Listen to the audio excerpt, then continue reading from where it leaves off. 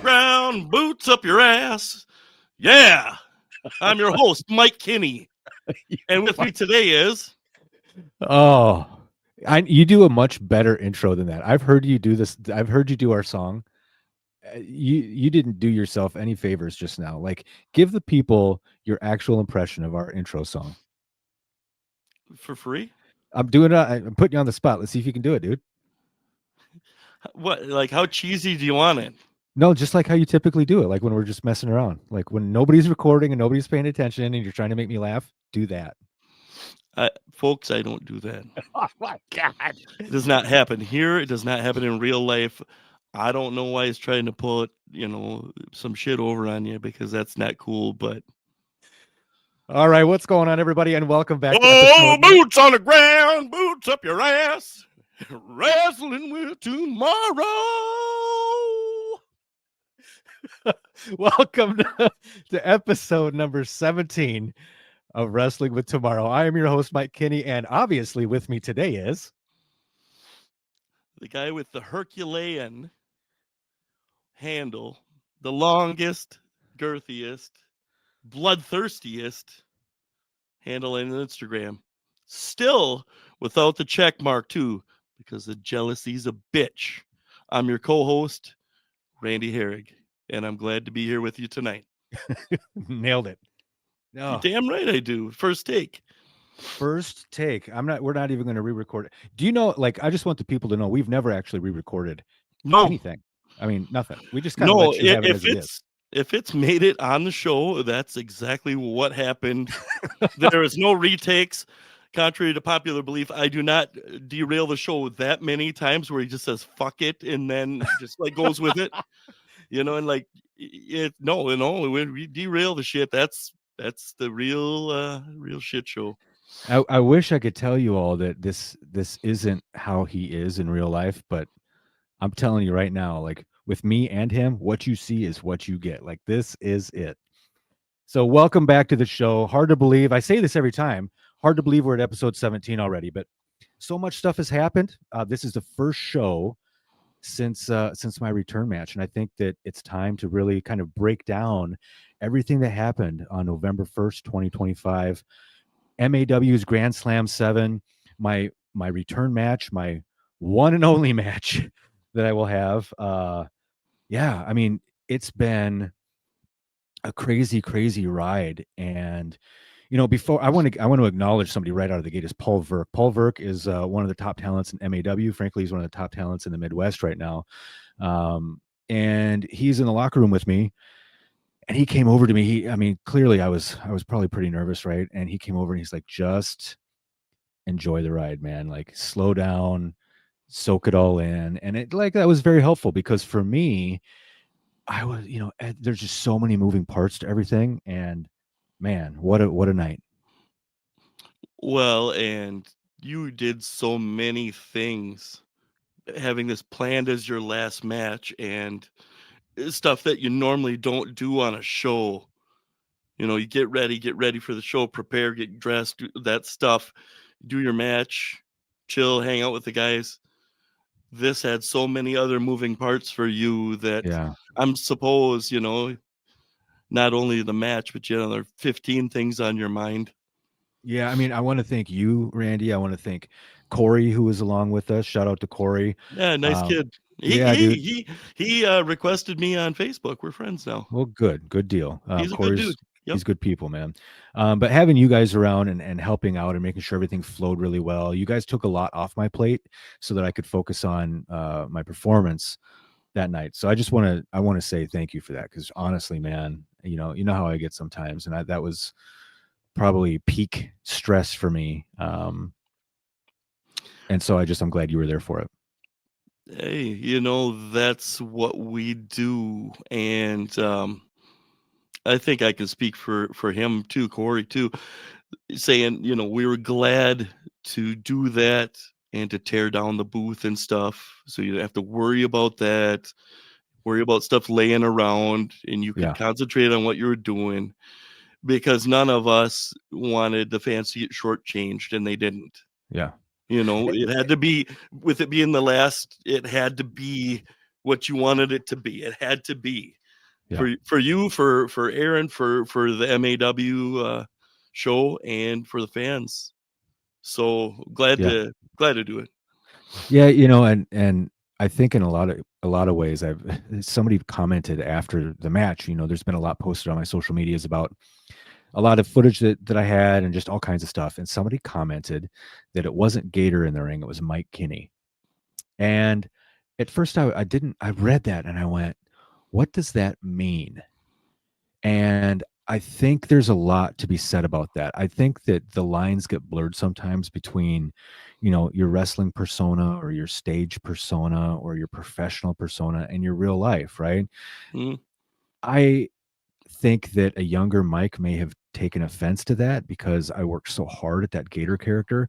But what I'm really understanding here is that there's an authenticity piece that was spoken about me after my TED talk and all that stuff happened. Um, there's an authentic element that kind of comes through, and I think that's what people saw at Grand Slam. There's just this part of me that people hadn't seen before, a little bit more vulnerable, a little bit more in the moment, and frankly, you know, completely sober, which, yes. you know, that was something that I can't say I necessarily had the pleasure of doing my last year that I was actually wrestling. So, yeah, I mean, yeah, you got Mike in the ring. So, again, my family was there. My mom and my stepdad came to town.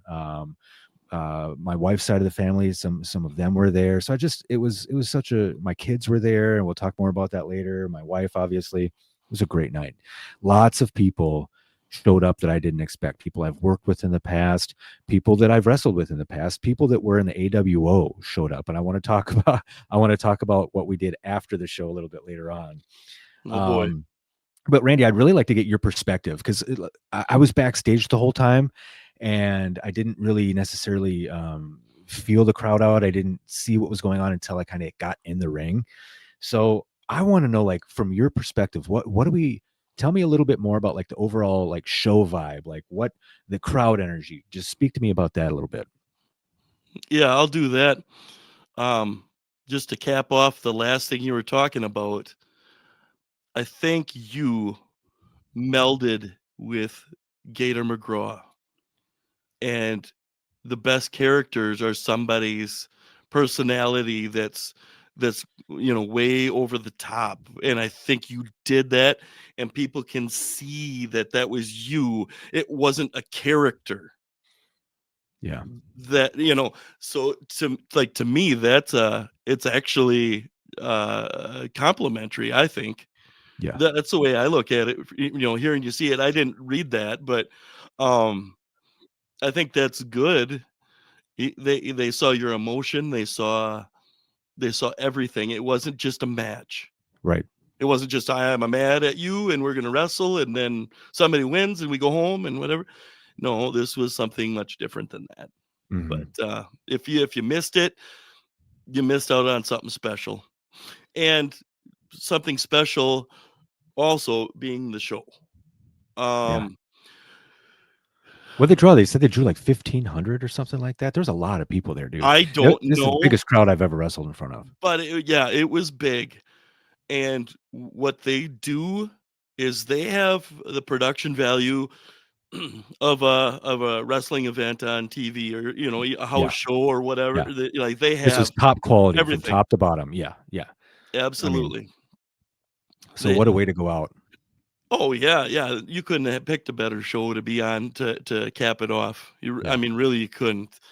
But they got all the standard stuff, all the guardrails around. Everything looks professional, like you would The ring expect it lights, to they look. brought the house lights down, which actually Yep. kind of threw me off a little bit because I'm in the ring and I wanted to be able to like I'm so used to like seeing everybody when I'm in the ring because I'm not used to having like actual lights over the ring. And Right. um and it was like being in a play. When you're on stage, you can't see much of the crowd because the lights are shining right on you, and it was very much like that. So um forgive me, but I didn't see a lot of people in the crowd. There've been people asking me, "Did you see where I was at? I was waving." And I'm like, I really wish I would have, but I couldn't because of the way the lighting was set up. And frankly, there's a lot of people there, man. But I'm Well, it thankful for it. it showed each match as a spectacle. Yeah. It was an event. It wasn't just a show, Yeah. and people acted accordingly. Whether it was the convention type deal beforehand, where they had several guests to meet and Hmm. merchandise and fun things to check out, and then when it was showtime, people weren't farting around. They were over. They were in their seat. They were ready to go.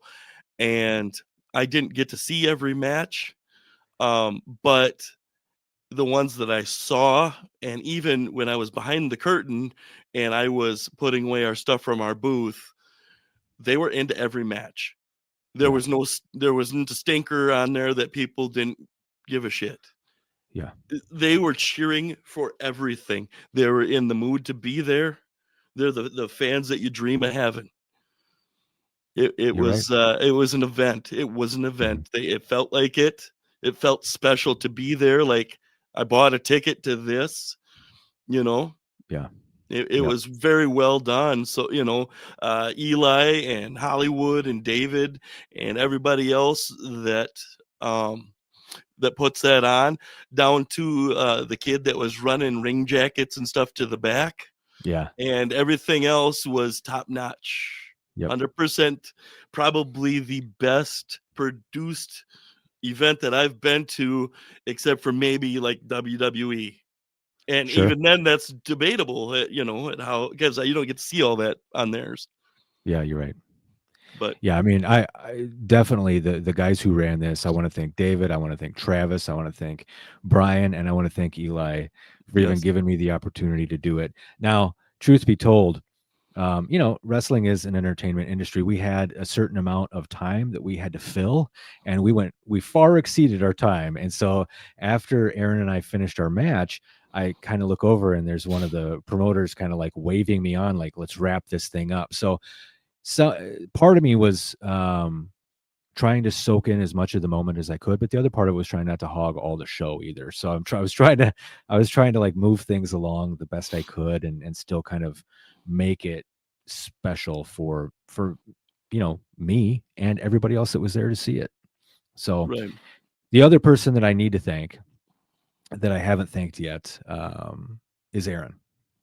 So I think it's important for me to just talk about Aaron for a second here. Hmm.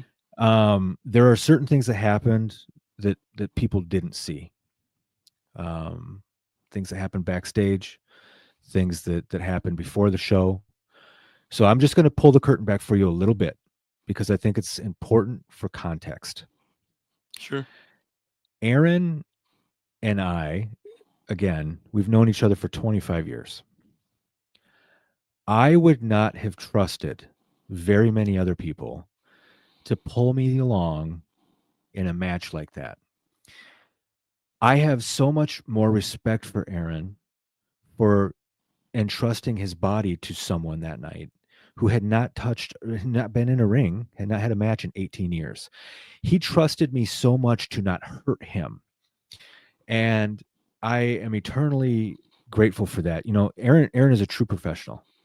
He was able to really make that magic happen. People hate the Aaron Corbin character, but what I'm going to talk to you about right now is Aaron McVicker. It's Mike Kinney to Aaron McVicker. All right.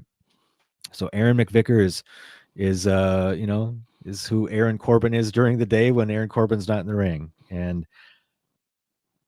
for Aaron to do what he did for me that night, I won the match. Aaron certainly didn't have to let that happen, but he wanted it to happen for me. Aaron wanted to make sure Right. that I had everything that I needed in that match. We even had, he and I were talking about a couple of things, and this is the only time I'm going to peel the curtain back. After this and all before this, I'm going to say that dastardly Aaron Corbin. But again, I just need you to understand this for context. I'll still call him a son of a bitch. That's fine. That's fine. Okay. Back to you. But I, when I was training, I was training the first weekend of October. I had gone over to a Yes. show on the west side of the Twin Cities, and Josiah, who wrestles as Officer Rob Justice to this day, I wrestled with Josiah 20 plus years ago. Josiah didn't live too far from there, and he said, "Hey man, what if I show up to the show early before the doors open? And when I get in the ring, I'll bump you around a little bit. You get some ring time with me, so you get some of your timing back. You get all of that, right?"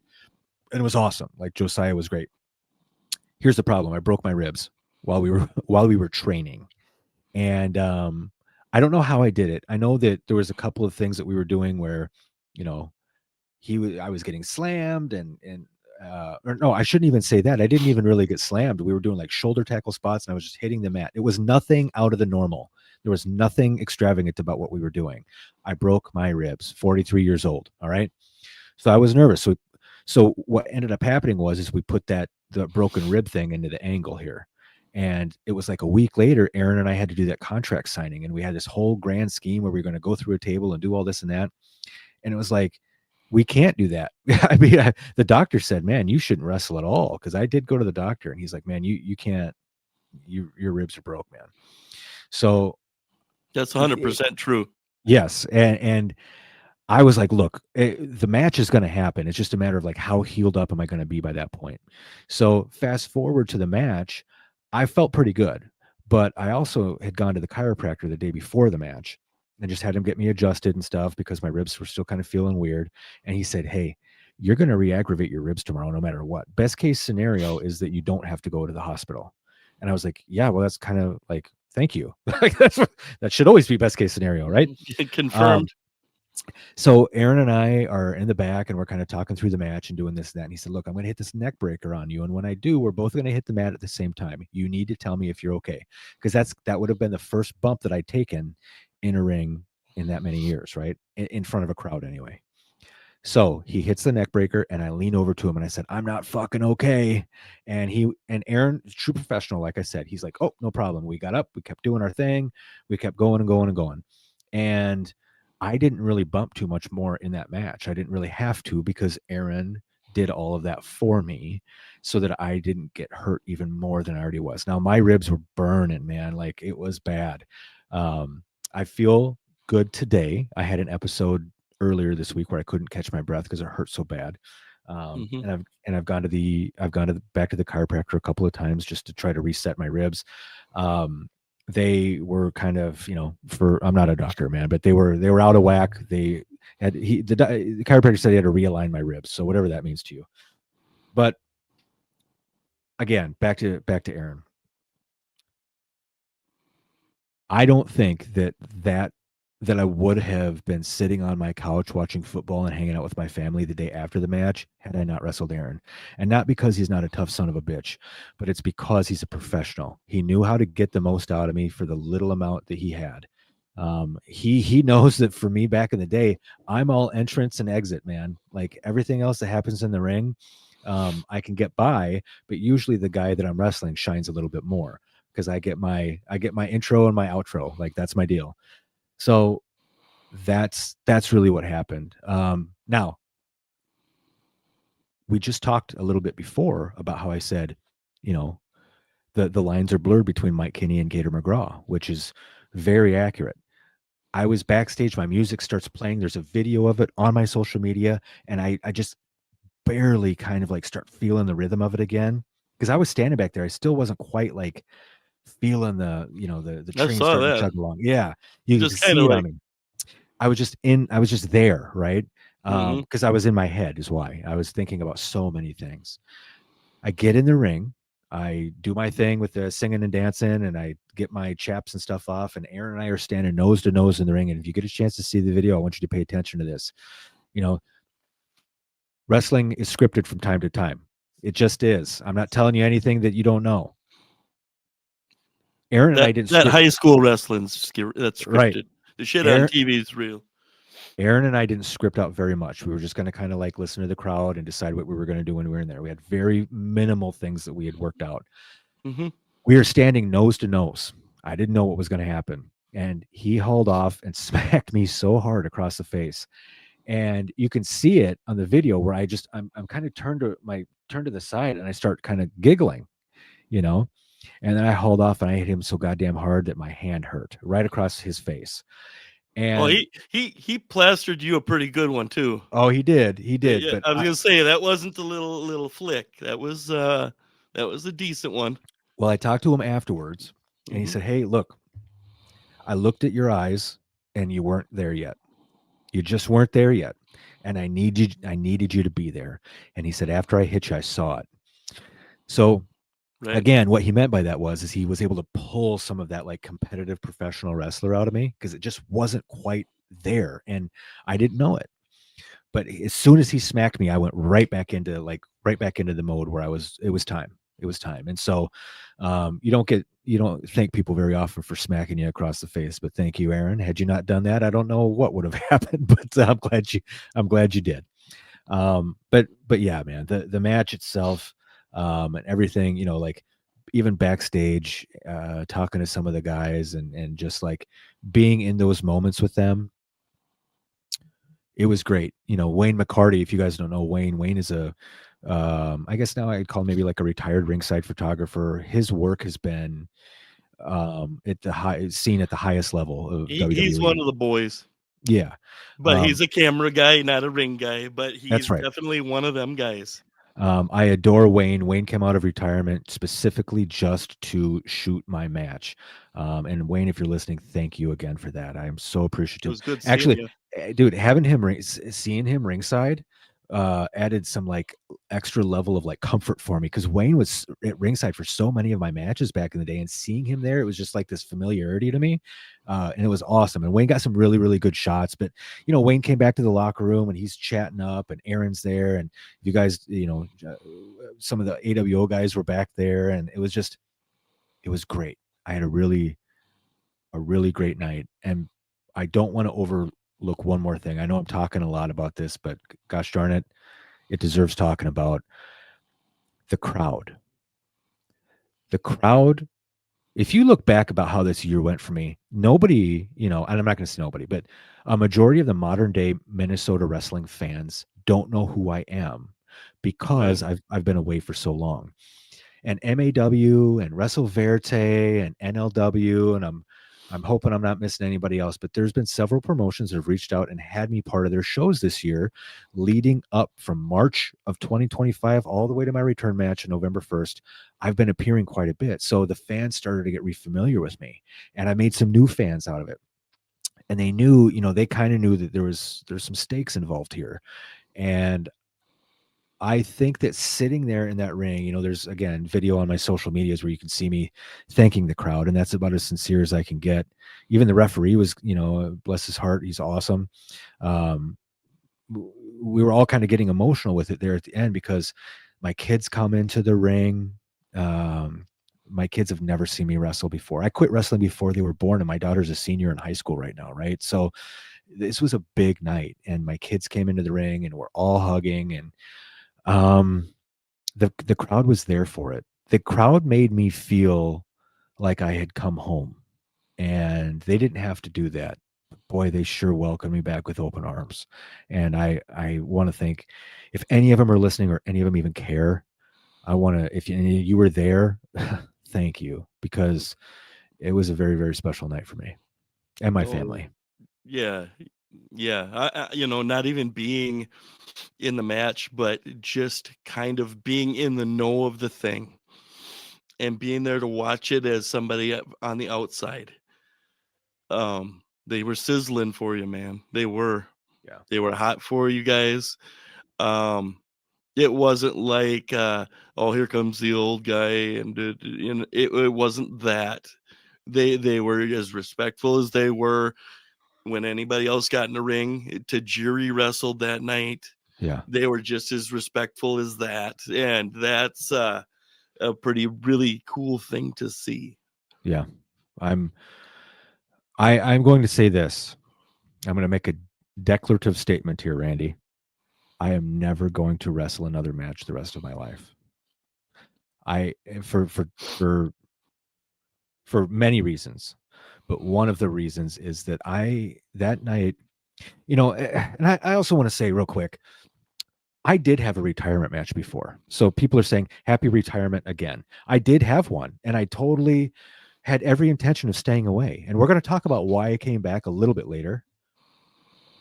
But that first retirement match that I had back July 27th, 2007 in Mankato, Minnesota, I wrestled one of my very, very, very good friends, Casanova. And if you're listening, Yeah. pal, if you're listening, buddy, I wish you were there. I know you wanted to be.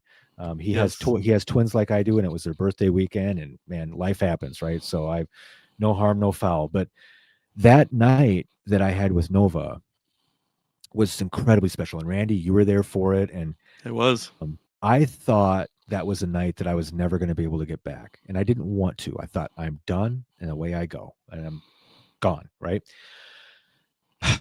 Everything happened so quickly this year, and I actually was in so Casanova. I live in the Minneapolis St. Paul area. Casanova lives in the Des Moines area, and I had gone to Des Moines for work, and I met him for dinner just a few months ago, and we had a very nice conversation about.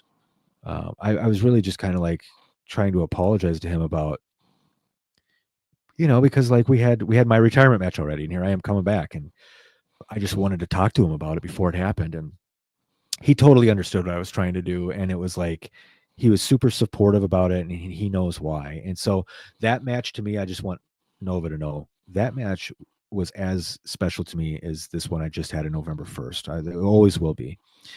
This one was just different because of Oh the yeah. the environment was different. Where I'm at in my life is just completely different. Like so many things are different now, and my kids got to see it. They'd never seen their dad wrestle. They'd only heard the stories. And so, and hey, the other thing I didn't tell you about, and we just went to, we just had our end of year football party last night. I know I've talked about it before. I've been coaching a lot of the same kids in football for the last 5 years. And so this was my last year coaching with them because they'll be off to ninth grade next year, and the high school gets to see them grow even further. But we had our end of year party last night, and I signed a bunch of 8x10s for them because those kids are so supportive of me. But a bunch of them showed up to the show as well, and I thought Yes. that was so cool. Just so cool to see them there and supporting Coach Mike. So thank you guys too for showing up. Um, Gosh, Randy, what I have in my notes here, key takeaway moment from the night. I've been talking a lot. I'd like to know what your key takeaway moment was. It's so hard to pick one. There was a lot of fantastic moments from the show. Um, got to meet a couple of heroes of mine. Met some other nice folks that actually tune into our podcast here, and it's my first time talking to a lot of those people, so that was a really special thing. I told you before, like And after it was done, you and I should have gotten 8x10s made of you and I both on there because people were excited to meet you, man, and they should be. I think it was super cool that you were getting your fair share as well because we had a so those who don't know, we had a table set up. There's like a whole like meet and greet thing that happened a couple of hours before the show, and our table happened to be right next to the legendary and Hall of Fame. Uh, the great Muda came in from Japan, so we got to sit pretty much right next to him and do that. But yeah, people are stoked to see you, bro. well, let's not overdo it, but a lot of people came up to see you, wish you well for the match and everything, and that's what we expected to happen.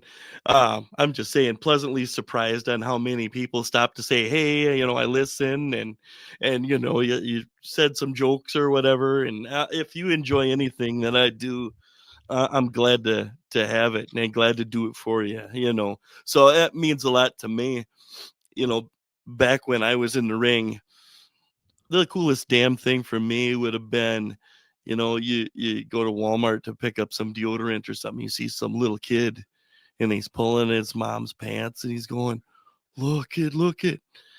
And I remember this like it was yesterday. And like, who in the fuck am I? I'm a goddamn forklift driver. But to that dude, there was something else. And those were always the coolest moments. So this is not the same as a little kid, but in that realm of coolness for me. And well deserved. Uh, well, yeah, I fucking ain't right. I mean, Good for you. but yeah, man, those things.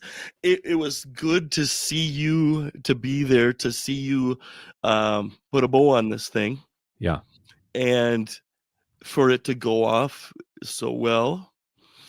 and just to see you smile and see your kids come in, and all of that stuff was a pretty surreal moment too. It once again is not something you see on every show, Right.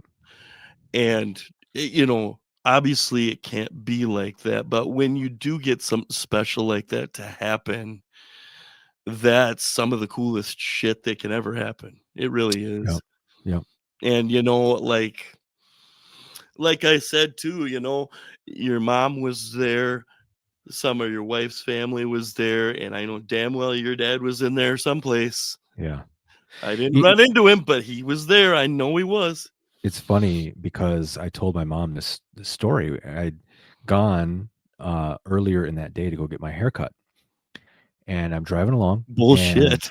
and I get my hair cut every 2 weeks. You can ask the gals over at the Great Clips. Maybe you Um, shouldn't. it's falling out, so let me just have what little hair I can get cut. Just let me get it cut. Um, so I'm driving there, and I just was kind of like being in the moment, and I just blurted out loud, "Dad, I really hope you're with me tonight." And the very next song that came on my radio was "Save a Horse, Ride a Cowboy," which is, if you don't know, that's my entrance music. That's the music I use when I walk out to the ring. So I got back, and I told my mom, I said, "Yeah, you're never gonna believe what just happened." But there's just little things like that, that just kind of like make you smile sometimes. And my dad's been gone a long time. He's been gone almost 25 years, um, but I do know that in his way, he was with me one way or another that night. And Absolutely. There's no doubt in my mind. yeah, No yeah, doubt in my mind. None.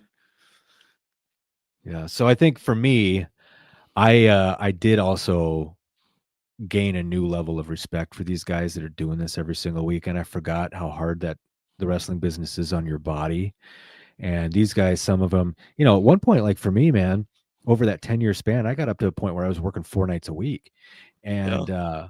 And there's a lot of guys that were on that show that are the same way. I mean, I am sore still, and it's been over a week since the match, and I can't fathom what they're doing. But I've kind of, that's like the transition in your life now, where you kind of like, I remember some of the guys talking about that who are older, was like, man, my body can't take it anymore. But now I truly understand that, is that I just can't. But that doesn't mean that my story in professional wrestling stops now, because it's time to keep moving on to the next thing. I will say that for my story, there was a lot of talk about this documentary that was getting made. That was kind of happening organically. Um, that wasn't why the comeback was happening. Just happened because the comeback was happening. There were some things that happened that I don't want to talk about publicly, that the documentary isn't going to happen. And I'm going to end up with all the footage at some point that was shot, because there's quite a bit, and I don't know what I'm going to do with it. I think that at some point I'll be able to release it, um, but You not know in a what? format. Maybe release it as part of a web series. Maybe. You know, Yeah. But I mean, there's a lot going on, so I think it's important for everybody to understand, like, the documentary itself. Um, it was great that it was going to happen, but it wasn't the reason why. Okay, so there it is, and that's really the last publicly that I'm ever going to talk about that documentary. yeah. With that whole thing, there has to be a reason that it didn't happen. So whatever that is, and you'll figure out what to do with the footage or whatever. But I got to think that happened for a reason. Either it wouldn't have turned out like you had envisioned it, or any number of things. And sometimes things just happen like that. So what do you do? The whole thing about getting back up and dusting off and continuing on. Yeah, We talk I, about I that all the time. we do. Um, I think it is going to be important for people to understand, like, why the comeback happened. Sure. And you and I have talked a little bit about it, right? We have, as far as some of the things you want to do in the future. as far as coming back after drinking. Yeah. And as far as your family and your kids being able to see it, Yeah. Yeah. there was quite a There's ball a of lot things for that, sure. For sure. yeah, for sure. I think that like the gosh, it's a long story, but you know what? It's our podcast and we can tell long stories. So 2017. Have I told the whole history of the TED Talk stuff on that podcast yet? I don't think so, unless it All was right. before I was here. All right, let me just break it all down for you. It's 2017. I did a podcast through the sorry, go ahead. No, just gonna say, your wrestling community may not all know what that is. Oh, that's true. Okay. Just Well, that's just fair because what that is yeah, first. Just yeah. totally fair. I'll start from the top because when I applied to do it, I didn't even know what it was either. So I think that's a totally fair assessment, Randy. Nice job. Just to make sure. Yep. Okay. Do you think before I do that, is it like fine if I say the company that I worked for at the time, or is it not a big deal? Or I mean, anybody could Google it and find out who I was working for. I mean, it's not that big a deal, right? I'm not going to talk trash about them. You want me to? No, you can when we go off the air. All right. So here's the deal. If you do $3 on the Patreon, I'll tell you all kinds of crazy shit.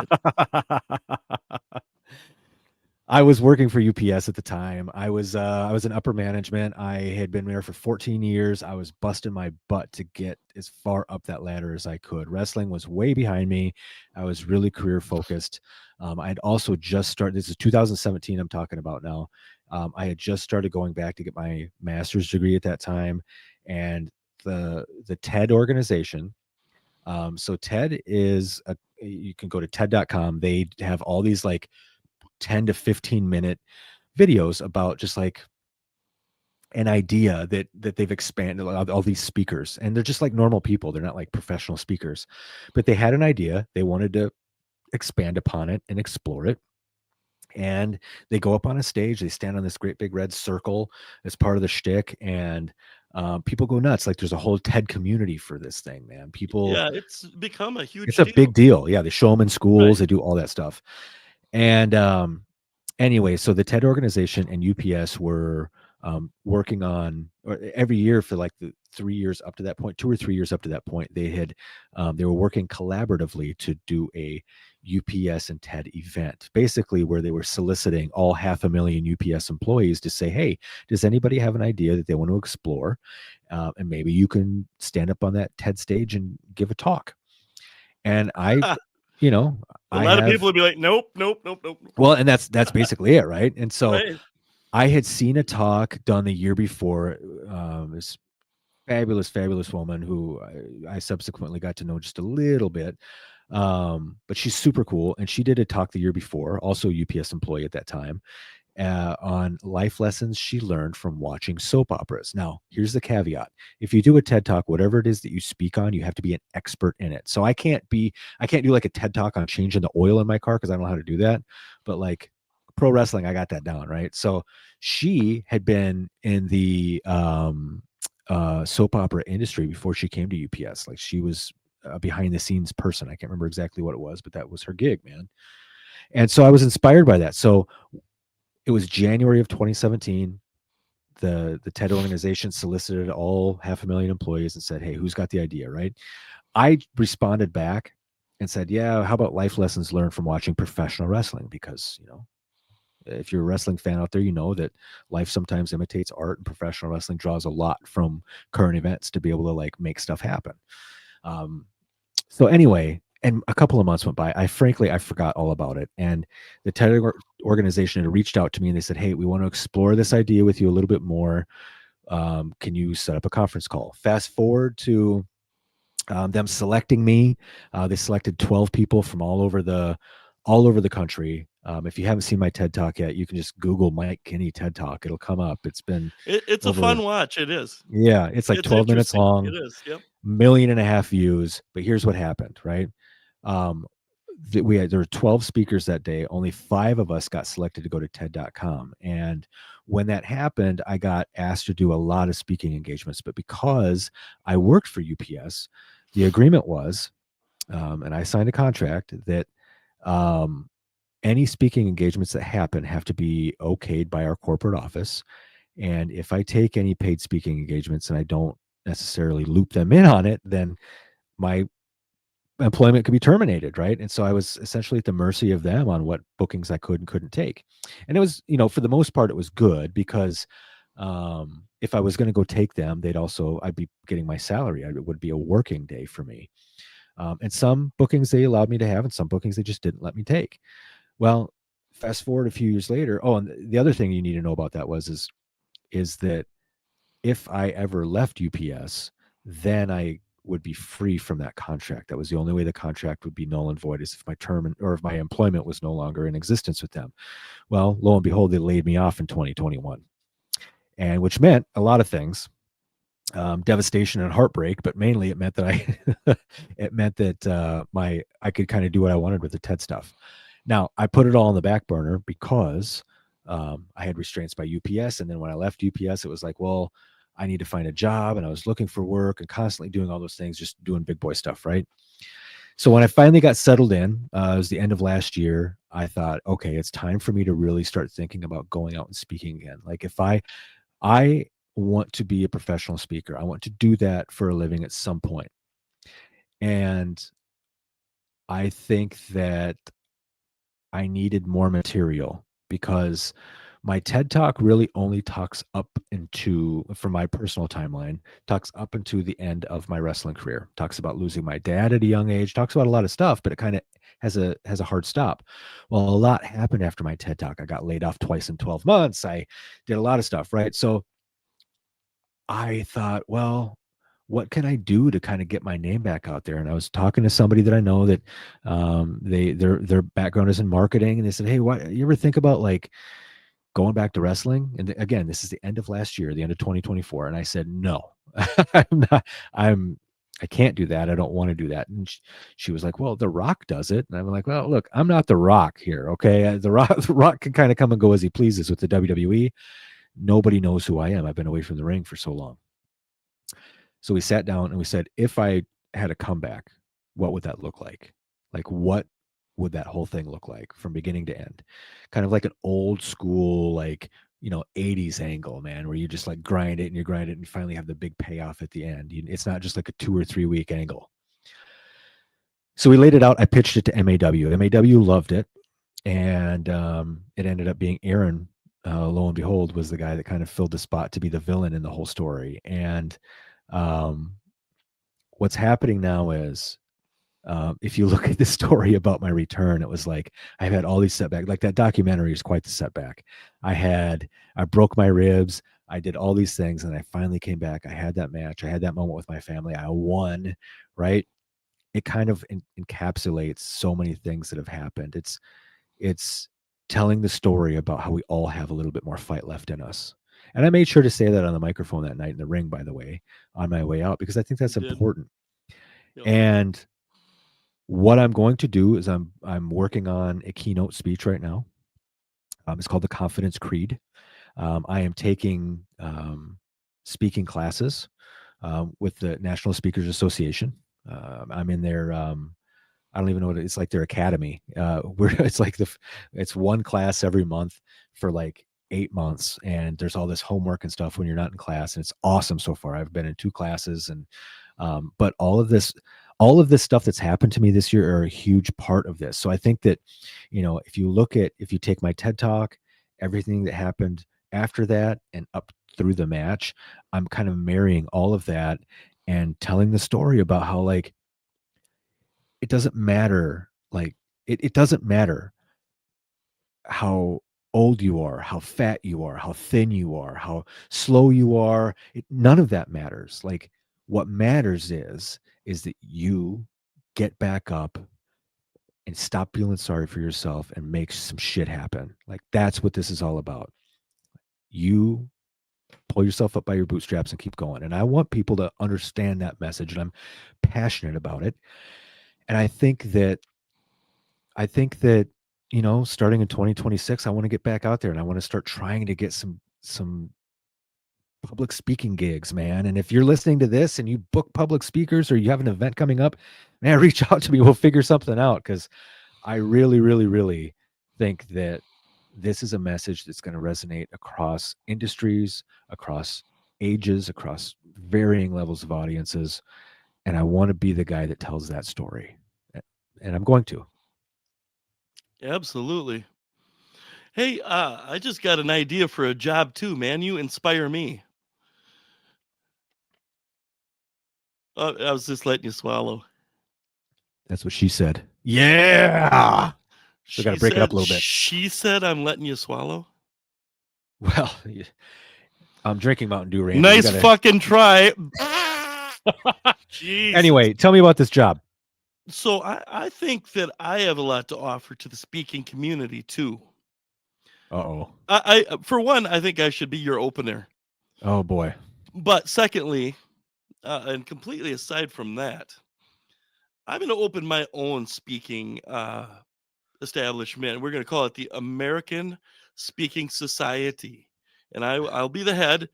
So I'll be the head of VAS, Yes, you will. and I'll head that up. And if you want to learn how to speak like me, where there's a lot of value to being able to tell somebody, to take the old fuck off ski, or whatever you have to do. Yeah. Sometimes you just got to tell people. So if you So just join Randy's ass, it's the American Speaker Society, ASS. I'm an ass man, Oh boy. We've gone head a up riot, man. ass. So again, Sorry, folks. I don't even know. I got to look back on the agenda. We are where are we at? Oh, let's talk about. Hey, dude. Wait. Hold on. Pump the brakes, doll pants. All pants. Keep going. Was it worth it? Oh,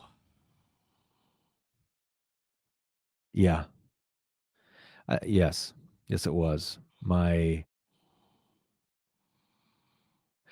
It was a very selfish thing that I did, but I wanted the material to carry me on to the next phase of my life, and I didn't know that I needed this kind of closure.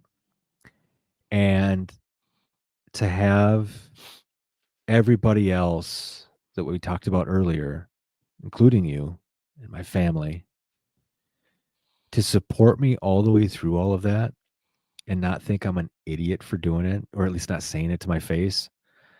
Um, yeah, I think that was it worth it? Being able to do something like this, I think was definitely worth it. And I don't regret a single minute of it. Not one. I kind of figured that that's the sort of answer you'd give me. I didn't know, but he had no idea I was going to ask him that. He had Yeah. no idea. That was out of left field. But, sometimes you get your most honest answers that way. And I Yeah, think I think you're right saying, well, you had, maybe some sort of selfish motivations to it. But then when you step back and you look at the main thing of what was going on, and you got closure on all this stuff, and you got what you wanted also, and what you did was, yeah. you suffered the ribs thing, and stuff. So, at least you're feeling like it was worth doing. There was a time like after my TED Talk happened when somebody sent me an email, and I'm not going to go into too many details about it because they shared a lot of personal stuff with me. And they're strangers to me. I don't know them, but were essentially going through some terrible, terrible things in their lives. And they sat and watched my TED Talk like 3 or 4 times in a row, and weeping and going from being someone that was suicidal to finding hope that there's something after to look forward to. That meant a lot to me. It meant the world to me that I touched one person like that, right? So, you know, we did this show last week, had my last match, you and I and a bunch of the boys, when we went out to dinner afterwards and had a blast. And there was, my wife pointed out someone who was kind of standing, they were kind of standing a little bit of a distance, but they were observing us, they were watching us, right? But and not in like a bad way. They were just kind of like trying to like find their spot to like come over and say hello. Right, And like, not trying to be awkward that's or right. Yep. feeling like they're barging in or Yeah. I saw Um, them too. yeah. And I walked over to them and I said hello. And they had told me, like, I've been sitting here for a while. I was sitting up at the bar and I was kind of like trying to get up the courage to come over and talk to you. They had gone to the match, and we had this really like beautiful conversation about their self confidence and about how sometimes they struggle. And I was giving him, hopefully words of encouragement and just like listening to them and being in that moment with them. It was this very heartwarming conversation that we had. I'm so grateful that it happened. And it was one person that felt my message. They knew what I was up to. It's a perfect stranger to me, but they knew what I was up to, and they what I was doing was resonating to them and making an impact positively on their lives. So I'm telling you, you're asking me if it's worth it, man. Yeah, I mean, like, these what I'm doing is making a difference in people's lives, and I want to keep that momentum going as I continue to speak to audiences moving on to 2026 and beyond. So Right.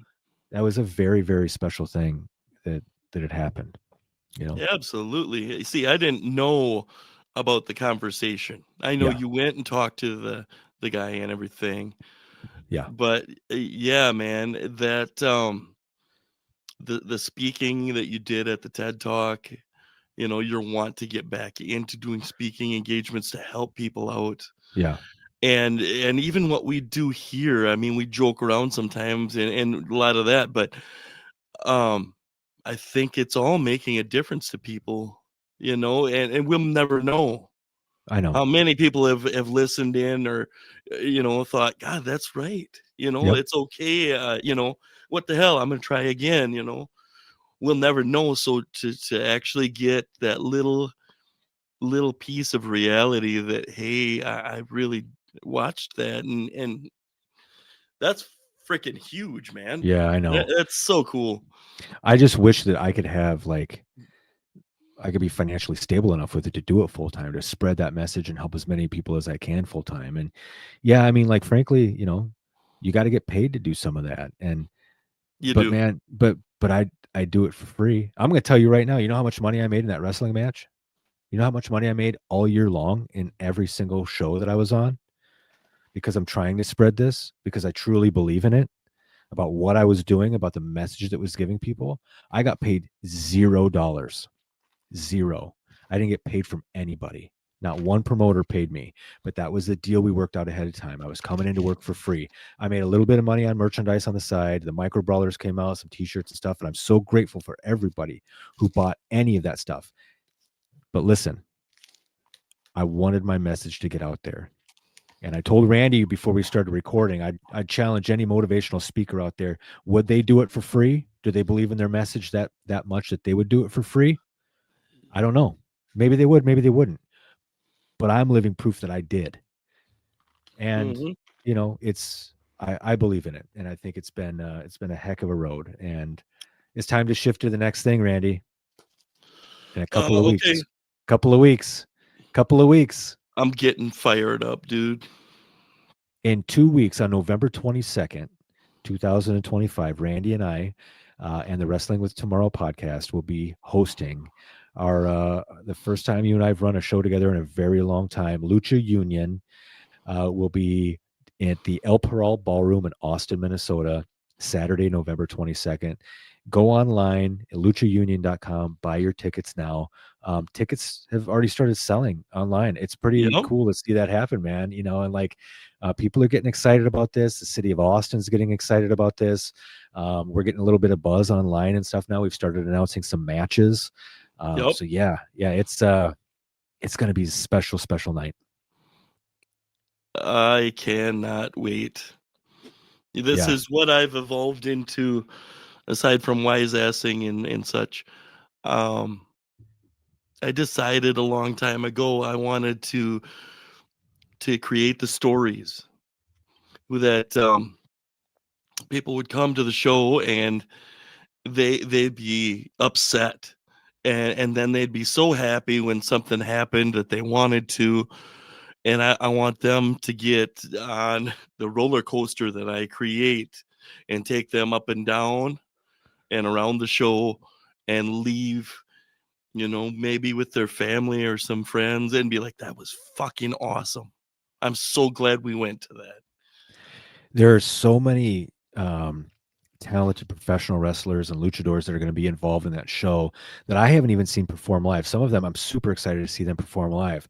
I will be in, Absolutely. I will be in attendance. I don't know what my capacity is. Is it Commissioner Cowboy Gator Magraw, whatever it is, but I will be in character as Gator in a and like a non-wrestling capacity, but I will be there. He will be Cowboy Gator in a bra. No, I will not. And then Fuck. the Can't other do thing nothing. the other thing that we've announced this week is that a Midwest wrestling legend who I have so much respect for will be in attendance as well, just to sign autographs and say hello to fans. But the X-Man, Ian Xavier, will be in attendance. He wanted to come and be a part of this night. Ian was very important to the early development of my wrestling career and so many others. Oh And yes. I'm just really really excited to see him there that night as well. Well, a lot of us guys that didn't go the MPW route and then on that way, he spent a lot of time on shows with people that weren't schooled a whole lot, or True. or Yeah. didn't have a lot of experience or whatever Yeah. and stuff. So it wasn't you. He always just tried to, what do you call it? Like trying to shepherd the young guys to make sure some people aren't getting hurt, or trying to learn and be better. He loves wrestling so much. He wanted to make sure that everybody could do it. Like he was very selfless Right. in that way. But anyway, Right. man, the minute he asked if he could come and set up a table for merch and stuff and what I would charge him, I'm like, dude, I just want you there. Like you could just come and be there. You don't have to pay me jack. Just show up and say hello to fans and sign some autographs and just be in the Yep. moment, dude. Yeah, So for sure. That's gonna be cool to see. I haven't seen him for a while. yeah. Um, you know what? Our November bonus episode for the podcast is finally up on our Patreon, patreon.com/wrestling with tomorrow. Please head on over there. Even if you don't, I mean, there's a couple of different tiers we've talked about. There's a $1 tier, there's a $3 tier. You can even sign up for free. Sometimes we post stuff on there, and it doesn't cost you a penny. We've tinkered around with the idea of adding a $5 tier that Randy is so a big fan of. But yeah, right now, the November podcast just went out, or the November bonus episode just went up, and that one is all about things that for Thanksgiving that we think are the drizzling shits. Hey, I got confirmation yesterday too that Ludafisk indeed does suck the dog's ass. Okay, well, so now we know. Now we know. If you want more on that, you got to head on over to the Patreon. It's the only place that has these bonus episodes, and we're already kind of like figuring out what we're going to do for, excuse me, what we're going to do for our December episode. And yeah, it's going to be pretty cool, man. Pretty cool, pretty dang cool, as they say. Dude, I have a ball every damn thing that we do, and Yeah, a lot of those bonus, we do some stuff that's way different than what we do on here. yeah, It kind of shows who we are as actual people, versus yeah, like a person that you see do a show or something and you don't really know how they are. They see yeah. some of our banter back and forth and some of our thoughts on different things. And everybody does those top 10 or top 5 lists of the stuff that's the greatest stuff. So we did the one like, well, the top 5 worst things, because everybody, I don't know that many people that don't like Thanksgiving. There's so many good things.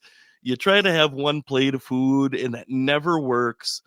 You try to not feel like shit, and you do it again next year, and you feel like it again, and you're about passing out on the couch during halftime on the football game. And dude, it's a good time. So to find some stuff that's the downside, we had to dig a little bit to We find did, some of yeah, those. yeah. But It was fun though.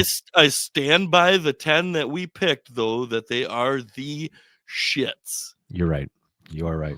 And I learned a little bit more about you. I didn't realize you were actually a football fan. As weird as that sounds, as long as I've known you, you don't talk sports with me ever, ever, ever. I just talk to people that are up to my level on there. Oh, I see. I I don't see. watch that college shit. You must not be a true Hawkeye Oh fan then. So no, I'm anyway, a fucking Gopher fan, even if they're the oh, shits. ouch. Yeah, they are always the shits. So, all right, But man. you know, the Mississippi River does flow south because Iowa sucks. And that's where this is probably going to have to be our last episode now because you're talking that kind of shit. So, Don't worry, folks. We'll be back again. I'll in the meantime go slap the living piss out of him, so that way we can have this. I'm not condoning violence, but I know that like an old jukebox or something. Every once in a while, needs a little fucking. He's like that, so I'll make sure to give him a kick in the ass. the next episode that me and you record, by the way, we're going to actually shoot. And if you're one of our avid listeners, first of all, thank you for that. We do appreciate that. Yeah, There may be some audio interruptions. We are going to actually shoot the next episode live. While the Lucha Union show is getting set up. So that's going to kind of be our backdrop. We're going to be in the same room together shooting. We don't know what to expect from an audio perspective. We're going to try to do just a normal episode as we typically do, but kind of have that as the backdrop. We thought it would be pretty cool to have Randy and I together to do a podcast episode when we're actually in the same room at the same time hey, and see how it it's goes. for selfish reasons. Super selfish. Yeah. It is So a selfish reasons. We're gonna have this one little thing for us. that's right. That's But right. we still love you. It will still be aiming towards you, but we got to do this one thing. So Let's pay some bills, Randy. So first of all, I'm not a fan of that. if you are listening to this or watching this and you have not subscribed, please, please, please do so.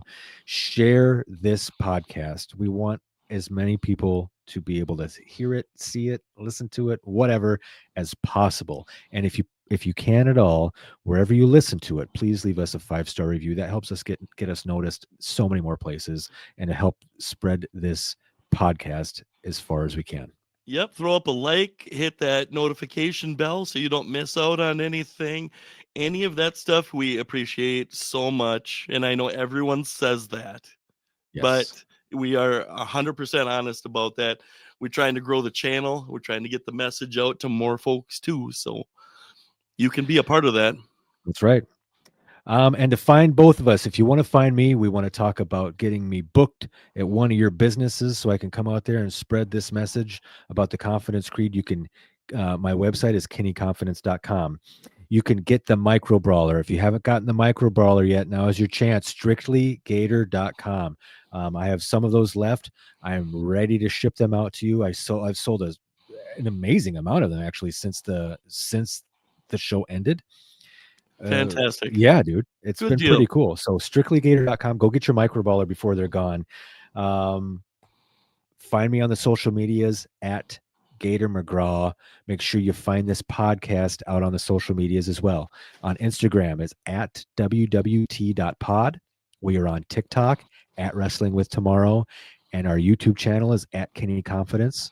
Randy, where can they find you? Dude, were you not listening earlier when I told them that Well, we the need to remind greatest them. the greatest handle in the history of Instagram, possibly the internet? It's probably true, but give it to them just so that because some of these people are driving to work or driving home from work. They need to hear it again. So bookmark this. This is about 103.39.